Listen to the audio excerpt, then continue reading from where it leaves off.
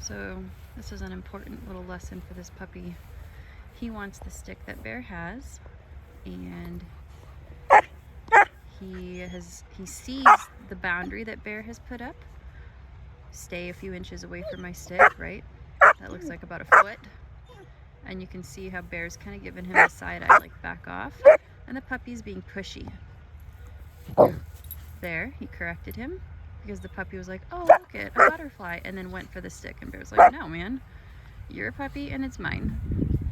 So puppy's trying to be cute, trying to wedge in, and Bear's like, dude, no, it's mine, and I don't have to share with you because you're a puppy. So he wandered off, but based on how much he's looked over at that stick, he's trying to show displacement behavior. He's not actually backing off. He's a confident puppy. Quit. We're not gonna start something like that.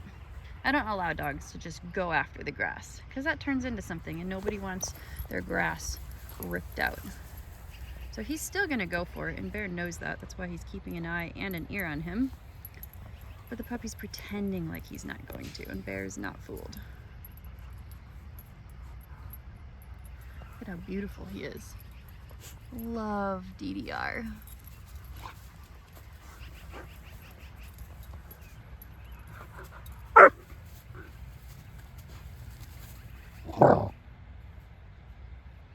And he's looking at me like, you are gonna let me do this, right? Of course I will. I trust him.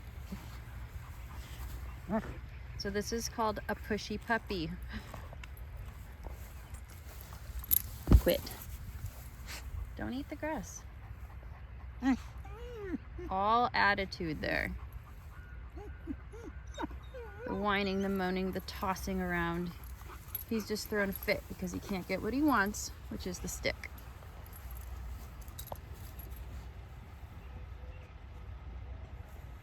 Bear's like, yeah, it is a nice stick. You can chew on it, you can lay with it. He saw the little like bugs in the grass and he's like, oh. Bear's like, I'll play with you with it. We can play, but you're not gonna take it from me.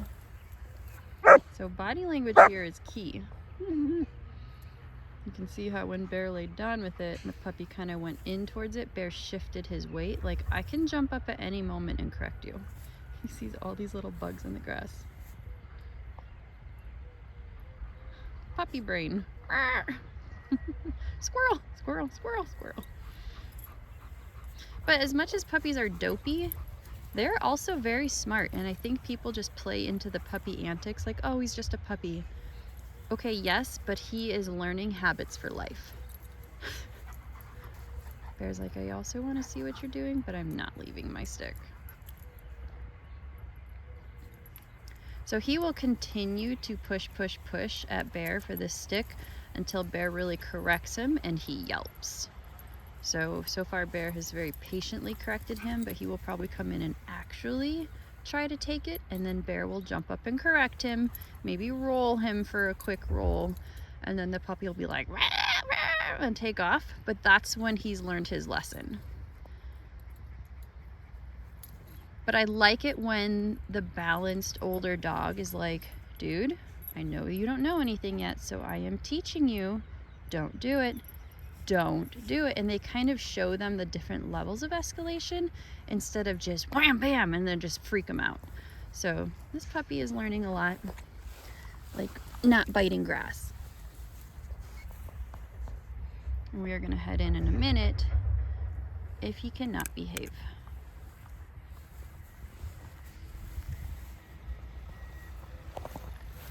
Don't. Don't. So you see how I do the exact same thing, right? Kind of a warning, a minor correction, bigger correction. Because he doesn't know not to eat the grass yet. So I don't want to make him afraid. I want to teach him like, hey, I am letting you know, don't do that. But if every time you correct a dog, it's a massive correction, then they're gonna be like, okay, I can't do anything right.